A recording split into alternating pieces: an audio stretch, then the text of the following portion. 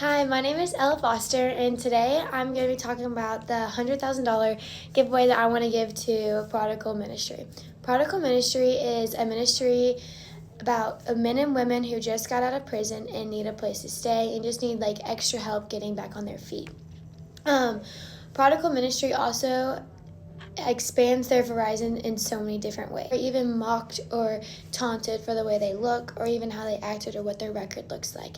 In a lot of these different cases, even including myself, I may have had an image of them that I shouldn't always have at first. We had a girl come in chapel and talk to us about a little bit about her story and how Prodigal Ministry helped her and what it did for her. She had a horrible home life. She had a horrible time with finding a job, with relationships and her kids, and finally she said that going into prison was a blessing from God. And you don't hear that from a lot of people, but it truly was, because she found Prodigal Ministries, and Prodigal Ministries helped her get back on her feet, and now she is working at Southeast Christian Church. The of God is distorted in many different ways.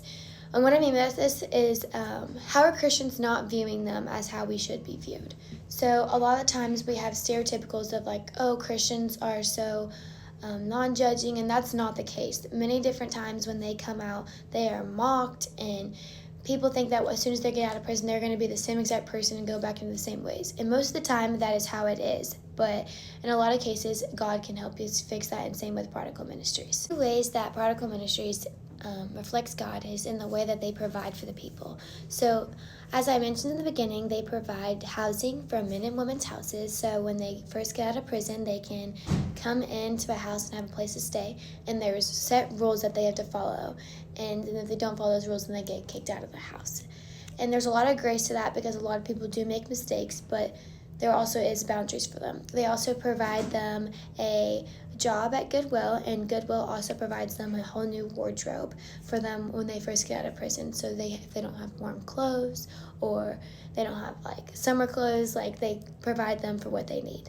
When looking back into Prodigal Ministries, a question that I ask myself is, how am I viewing the way God would want me to? So when those people, men and women, get out of prison, a lot of people view them in many different ways, and that's how the image of God is attacked. When people give to Prodigal Ministries, a lot of that money can go towards redoing the houses. So in the past year, they just redid all the rooms, and all the girls and men got to pick the way their rooms looked.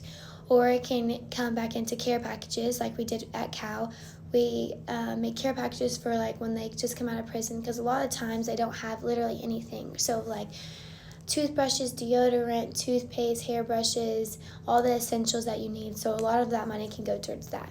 And also, another thing is they're continuing to buy more and more buildings and create houses for these men and women to live in. So that money could go towards that, to provide more places for them to be able to get back on their feet. Overall, I really think that you all should donate your money to this organization, not only because it's very helpful, it's because I personally and my mom have made connections with these girls and men, and that just to see the way that Prodigal Ministries has changed some of their lives, that I really think that your donation would be very much appreciated.